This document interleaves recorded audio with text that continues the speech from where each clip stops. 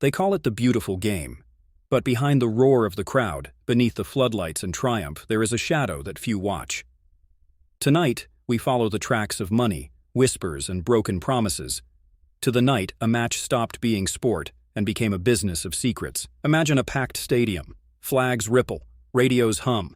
Two teams run out, faces set, hearts thumping. The referee checks his watch. The whistle blows. On the surface, 90 minutes of pure, unfiltered competition. Underneath, text messages, sudden transfers, phone calls that vanish, and bets placed in the dark. This is where our story begins. Match fixing is as old as organized sport itself. From local leagues to global tournaments, every era has seen contests marred by hidden hands. But what changed in recent decades was not the desire to win. It was the money. Betting markets ballooned, networks became global, and opportunity outpaced oversight. What was once a whispered bribe in a locker room turned into an industry with its own rules and its own ruthless logic. This isn't just about greedy men in suits. It's also about players with loans and aging legs, young men struggling to support families, referees whose career is hanging by a thread.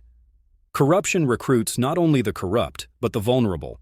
In the end, the victims are often the ones who love the game most. The fans who paid for a ticket and believed they were watching truth. Let's zoom in on one match. A mid-table clash on a wet Tuesday night.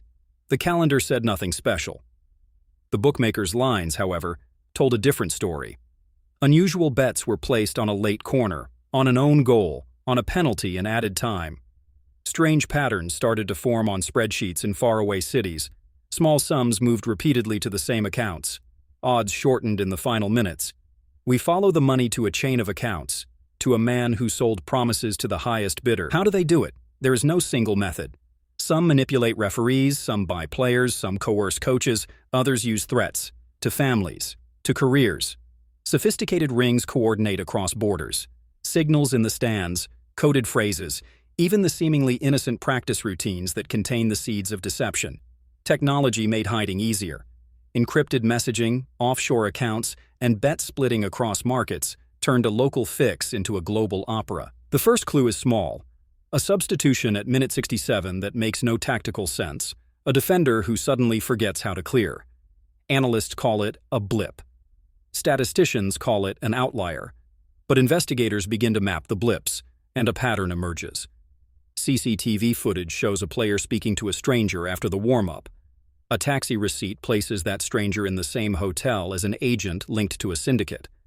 Little by little, the thread is pulled. Investigators build their case like a mosaic.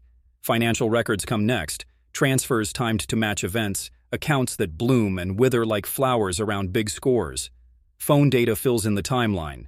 Calls, location pings, bursts of activity 20 minutes before a decisive moment. Interview rooms are quiet. Under fluorescent lights, players say they were threatened or offered money, or both.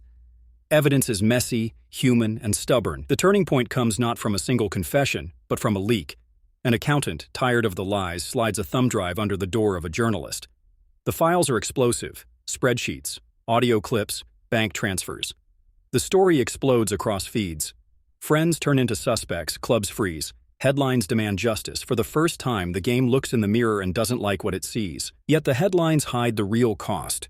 A promising young defender sees his career stall as clubs distance themselves. A referee's family receives threats. A coach who stood up to the ring finds himself blacklisted. Stories of depression, of families uprooted, of lives rerouted by a single crooked decision surface. The game that once united communities fractures into suspicion and grief. Football's institutions respond with committees, press releases, and zero-tolerance rhetoric. New monitoring systems are installed, integrity units created, and algorithms trained to sniff out anomalies. But institutions move slowly. For every reform announced, there are loopholes exploited. Enforcement is expensive, international cooperation is complicated, and criminals adapt swiftly. The game is changing its rules while the ring changes its tactics. So who is to blame?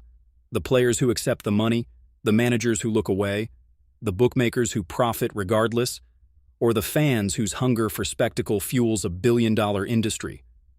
The truth is tangled. Blame is diffuse.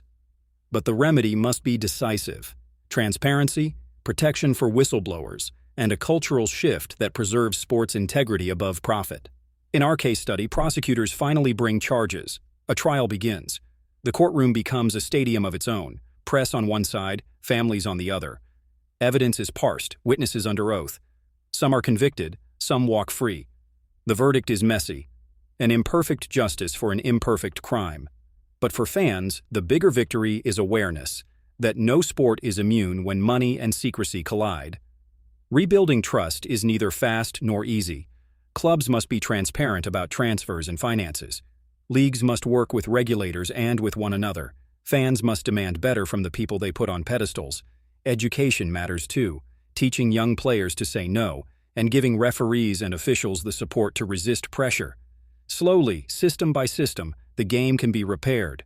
Football is more than goals and trophies. It is a mirror of our communities, their virtues and their vices. When corruption seeps in, it rots that mirror. But the fans who chant in the stands are still the game's true custodians.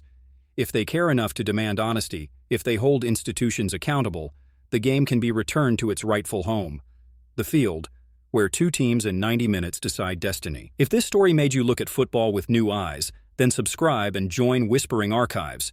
Share this video with someone who believes in clean sport. Leave a comment.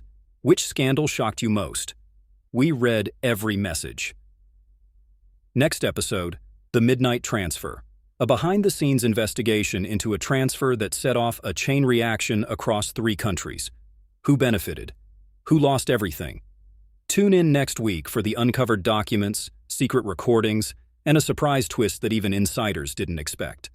This episode was produced with public records, interviews, and whistleblower testimony. If you have a tip or a story to share, reach out. Integrity starts with courage.